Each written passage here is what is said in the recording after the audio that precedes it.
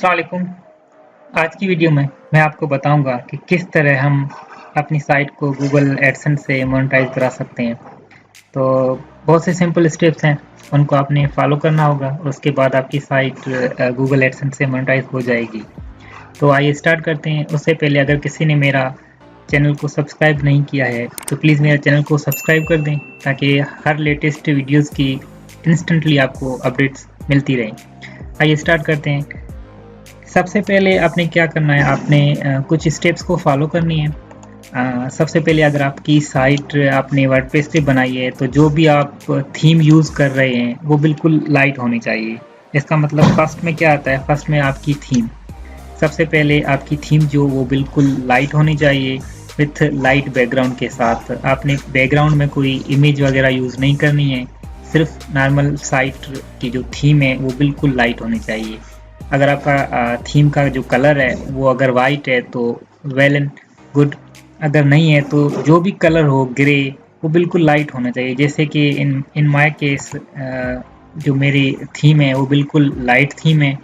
कोई मतलब मैंने कोई इमेज बैकग्राउंड में नहीं यूज़ की है। और उसके अलावा अगर मैं देखूं अपनी पोस्ट को रीड करूं तो ये यूँ समझो कि ये मेरी सैम्पल साइट है सिखाने के लिए। तो इसके अब पोस्ट में देखूं तो बिल्कुल रीडेबल पोस्ट मैंने बनाई है, क्योंकि इसका जो पीछे बैकग्राउंड कोई इतना डार्क नहीं है। तो गूगल फर्स्ट ये चीज़ देखता है आपकी थीम। सेकंड पे हम बात करें तो गूगल देखता है वो है आपके फ़ॉन्ट्स। आपके फ़ॉन्ट्स जो आप यूज़ कर रहे हो वो किसी भी फ़ॉन्ट फैमिली से हो, मगर ये है कि आपके जो फ़ॉन्ट हो वो बिल्कुल रीडेबल हो, ब्लर ना हो, ज़्यादा कंट्रास्ट ना हो, बिल्कुल नॉर्मल जो नॉर्मली बाय डिफ़ॉल्ट थीम्स के साथ जो आते हैं वो आपने यूज़ करने हैं। उसके अलावा बात करें तो थर्ड पे हम बात करें तो आपने जो साइट के जो पेजेस बनाने हैं, जैसे कि मैंने अभी सिर्फ कॉन्टैक्ट अस का पेज बनाया है। आपने क्या करना है, आपने कॉन्टैक्ट अस के पेज के साथ जितने भी पेजेस हैं, जैसे कि प्राइवेसी पॉलिसी का पेज हो गया, अबाउट अस का पेज हो गया, DMCA का हो गया, डिस्क्लेमर हो गया और कुकीज़ पॉलिसी का हो गया, ये आपने सारे पेज आपने बनाने हैं। इन पेजेस को आपने क्या करना है, या तो आप अपने टॉप हेडर पे यहाँ पर जैसे कि सैटरडे संडे यहाँ पर शो हो रहा है, यहाँ पर आप इस मेन्यू में आप शो करा सकते हैं। ज़रूरी नहीं है कि आपने मेन मेन्यू में ये शो करानी है, नहीं, मगर ये है कि आपने फ्रंट पेज पे लाजमी शो करानी है। ये नहीं कि आपके पेजेस बने हुए हैं मगर आपने किसी ऐड नहीं किए किसी मेन्यू में ना, आपने ज़रूरी ऐड करनी है। यहाँ आप क्या कर सकते हो, आप फुटर में भी ऐड कर सकते हो इस जगह, वो आपकी मर्ज़ी है। मगर ये कि आपकी मेन जो साइट का जो होम पेज है वहाँ पर आपके ये शो होने चाहिए। कौन से पेज है, कॉन्टैक्ट अस का पेज हो गया। कॉन्टैक्ट अस के पेज में आपने सिंपल कुछ नहीं करना, आपने सिंपल एक फॉर्म, मैंने प्रीवियस वीडियो में बताया था कि किस तरह आपने फॉर्म बनाना है। वो आपने सिर्फ फॉर्म बनाना है कॉन्टैक्ट अस पेज में। और उसके बाद अबाउट अस वाले पेज में आपने जस्ट छोटी सी डिस्क्रिप्शन अपनी साइट की और छोटी सी नीचे ईमेल वगैरह जहाँ से अगर किसी ने सजेशन देनी है वो। उसके बाद DMCA जो disclaimer, privacy policy, cookies policy, इसके पेजेस कैसे बनाने हैं, इसके पेजेस मैं आपको अपनी साइट की लिंक दे दूँगा, वहाँ से आप कॉपी पेस्ट कर सकते हो। सिर्फ आपने कॉपी पेस्ट करना है और जहाँ पर मेरी साइट है उसको रिप्लेस करके अपनी साइट का नाम शो करना है। इसमें कोई इशू नहीं है, आप यूज़ कर सकते हो वो डिस्क्लेमर, प्राइवेसी पॉलिसी, कुकीज़ वाले पेज वो आप यूज़ कर सकते हो, उसमें कोई इशू नहीं है। ये लाजमी होनी चाहिए। ये आपकी बात हो गई थर्ड नंबर पे। फर्स्ट पे थीम बिल्कुल लाइट, सेकंड पे कोई बैकग्राउंड इमेज नहीं, फ़ॉन्ट सही होना चाहिए, और थर्ड पे जो था हमारा ये पेजेस लाजमी होने चाहिए।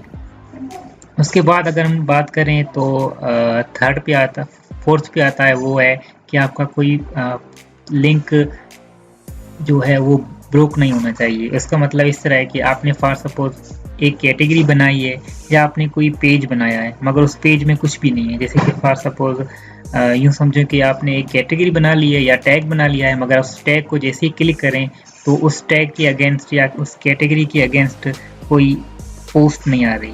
यूँ समझो कि वो बिल्कुल खाली है। तो इस तरह नहीं होनी चाहिए। आपने जितनी भी कैटेगरीज बनाई हैं, जितनी भी टैग्स बनाई हैं, वो सारे के सारे यूज़ हुए हों, इसका मतलब कि वो सारे के सारे यूज्ड हों, कोई लिंक ब्रोक ना हुआ ना आपकी साइट का, तो ये भी यूँ समझो कि कंसिडर करता है।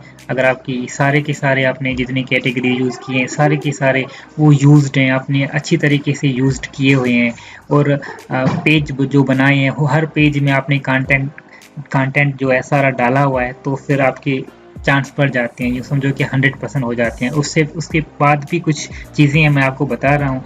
उसका दूसरा ये कि आपका कोई 404 इस तरीके का कोई और एरर ना आए, आपकी जो साइट में कोई इस तरह का 404 एरर ना आए। उसके अगर हम दूसरी बात करें, उसके बाद है कि आपकी जो साइट आपने जो बनाई है साइट, उसमें से कम आपने 7 पोस्ट आपने करने हैं, और उस 7 पोस्ट में आपकी एक पोस्ट ऐसी होनी चाहिए जो 500 वर्ड से अबोव। अगर आपकी सारी 7 पोस्ट से सारी की सारी पोस्ट अगर आपकी 500 से अबोव है तो ये बेस्ट है। अगर नहीं अबोव है तो कम से कम आपकी जो पोस्ट हो वो 200 वर्ड्स की हो, उसमें से एक ऐसी पोस्ट हो जो 700 वर्ड्स की होनी चाहिए। अगर 700 वर्ड्स से भी अबोव है तो बेस्ट है। ये रिक्वायरमेंट नहीं है, ये है कि ये आप गूगल ये चीज़ें देखता है, ये जी गूगल चीज़ें देखता है, उस बेस पे आपकी साइट जल्दी अप्रूव हो जाती है गूगल मोनेटाइज के लिए। उसके बाद जो प्रोसेस है उसमें ये है कि आपकी जो डोमेन है वो 30 डेज ओल्ड होना चाहिए। ये नहीं कि आपने आज ही परचेज़ किया, आज ही साइट बनाई, वर्डप्रेस पे सारी चेंजेस कर दी और आज ही अप्लाई कर दिया, नहीं। आपने कम से कम 30 डेज देने हैं, 30 डेज तक आप सेटिंग करो, चेंजेस करते रहो, 30 डेज जैसे हो जाएं उसके बाद आपने अप्लाई करना है। उसके बाद मेन चीज़ें जो लोग भूल जाते हैं, क्योंकि ये सारी सेटिंग कर देते हैं डिफरेंट जगह से रीड करके, मगर कुछ ऐसी चेंजेस होती हैं जो आपने लाजमी करनी पड़ती हैं। वो कौन सी है? उसमें आता है कि आपने ads.txt एडसेंस से जो फाइल मिलती है वो आपने लाजमी प्लेस करनी है। ads.txt फाइल वो आपने लाजमी प्लेस करनी है। वो आपने कहाँ से रीड करनी है? वो साइट आप अपने गूगल एडसेंस पे जाएं, वहाँ पर ads.txt फाइल होगी। वहाँ पर आपने क्या करना है, सिंपल वो फाइल में जो आपकी पब्लिशर आईडी हो गई, एक और दूसरी ऐड आईडी होती है, वहाँ से आपने वो कॉपी करनी है और आपने अपने सर्वर पे जाके या वर्डप्रेस पे जाके आपने प्लगइन इंस्टॉल करना है फाइल मैनेजर का। वहाँ से आपने वो आपने फाइल डाउनलोड करनी है, सिंपल txt फाइल होती है, और आपने वर्डप्रेस से फाइल मैनेजर से अपलोड कर देनी है। डायरेक्ट आपने cPanel पे जाके अपने फाइल मैनेजर है उसमें जाके अपनी जो साइट की डायरेक्टरी है वहाँ पर आपने सिंपल अपलोड कर देनी है। अपलोड करने के बाद आपने वेरीफाई किस तरह करनी है कि मेरी साइट एड्स जो आपने फाइल वाली अपलोड की है txt वाली फाइल, वो किस तरह वेरीफाई करनी है। उसके लिए आपने सिंपल क्या करना है, ये आपकी साइट हो गई, ये आपकी साइट का नाम हो गया। उसके बाद आपने क्या करना है, ads.txt आपने सिंपल ये लिखना है। अगर फॉर सपोज कुछ एरर नहीं आता, ये देखो मैंने अपलोड नहीं की है, अब अगर फॉर सपोज आपने अपलोड कर दी है तो यहाँ पर सिंपल क्या आएगा, आपकी जो पब्लिशर आईडी है वो यहाँ पर शो हो जाएगी। इसका मतलब आपकी जो आपने फाइल डाउनलोड की थी वो बिल्कुल आपने सही से अपलोड कर दी है। उसके बाद ads.txt के बाद एक और प्रोसेस है, उसमें आपने क्या करना पड़ता है, आपने साइट मैप सबमिट करना पड़ता है साइट का। वो किस तरह, आपने कोई प्लगइन इंस्टॉल करना है, जैसे कि योस्ट प्लगइन क्या कर देता है, वो आपका जो साइट मैप है वो बना देता है। आपने उस साइट मैप को सिंपल क्या करना है, आपने वो ऑलरेडी आपका साइट बना देता है, साइट मैप सबमिट ऑलरेडी कर देता है। आपने सिंपल क्या करना है, आपने सिंपल गूगल वेब मास्टर पे अकाउंट बनाना है। अकाउंट बना के आपने अपने अकाउंट को अपनी साइट से वेरीफाई कराना है। वेरीफाई किस तरह होता है, बहुत सिंपल प्रोसेस है। आपने गूगल वेब मास्टर में जाना है, वहाँ पर अपना जीमेल से लॉगिन होना है। जीमेल से लॉगिन होने के बाद वहाँ पर आता है कि अपनी साइट वेरीफाई कराओ। अपनी साइट का नाम लिखना है और वेरीफाई करना है। वेरीफाई करने के बाद वहाँ पर प्रोसेस आता है कि किस मेथड से आप वेरीफाई करना चाहते हो।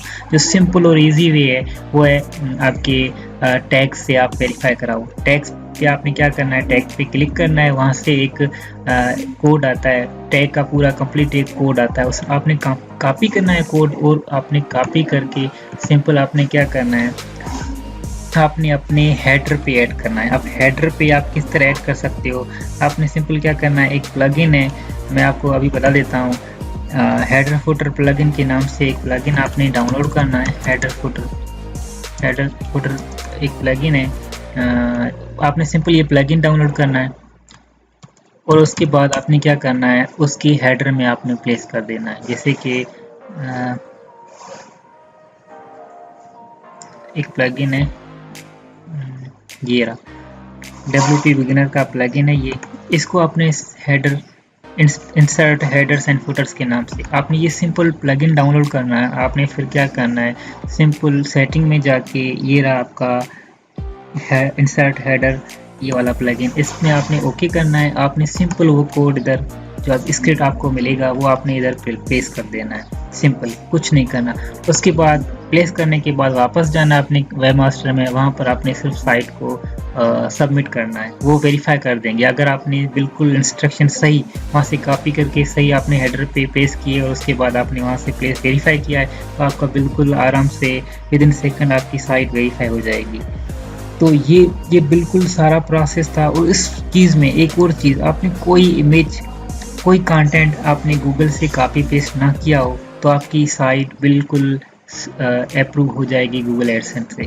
हमने कितनी चीज़ें देखनी है। आपने साइट बनाई, साइट बनाने के बाद फर्स्ट स्टेप में आपने क्या किया, आपने सिंपल साइट को एक नॉर्मल थीम दिया ब्लॉग का, जो यूँ समझो कि सारे जो आते हैं ब्लॉग्स आते हैं वो अभी गूगल एडसन के रिलेटेड ही आते हैं सारे ब्लॉग्स। उसमें इजीली हम गूगल एडसन के ऐड और विजिट यूज़ कर सकते हैं। तो इसका मतलब आपने सिंपल फ्री, पेड है तो बेस्ट है, अगर पेड नहीं है आप फ्री थीम भी यूज़ कर सकते हो, बिल्कुल फ्री। जैसे कि ये मेरी थीम है, ये बिल्कुल फ्री थीम है।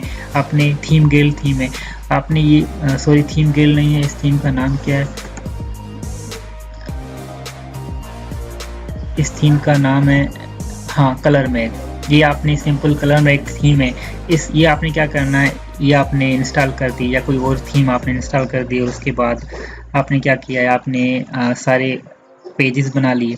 पेजेस बनाने के बाद आपने देखा कि सारा कुछ सही है, आपका जो बैकग्राउंड है वो बिल्कुल लाइट है। आपकी जो लाइट इसलिए क्योंकि आपकी जो इमेज है, इमेज तो नहीं, आपकी जो इमेज आप यूज़ कर रही हो वो, और उसके अलावा आप जो कंटेंट यूज़ कर रही हो बिल्कुल क्लियर नज़र आ रहा है यूज़र्स को। यूज़र की आंखों पे कोई इस तरह अफेक्ट नहीं कर रहा है। तो ये चीज़ हो गई। और उसके बाद हमने सारे पेजेस बना लिए। आपके सारे पेजेस कैटेगरीज वो सारे उनमें कंटेंट मौजूद है। कोई इस तरह नहीं कि एक पेज या कैटेगरी जिस पे कंटेंट मौजूद नहीं है वो खाली है, इस तरह ना हो। उसके बाद आपकी जो डोमेन है वो 30 डेज ओल्ड होनी चाहिए और एटलीस्ट आपने 6 पोस्ट किए हों। उसके बाद आपने जो फाइल गूगल एडसेंस से आपने डाउनलोड की थी ads.txt की, वो आपने फाइल अपलोड करनी है।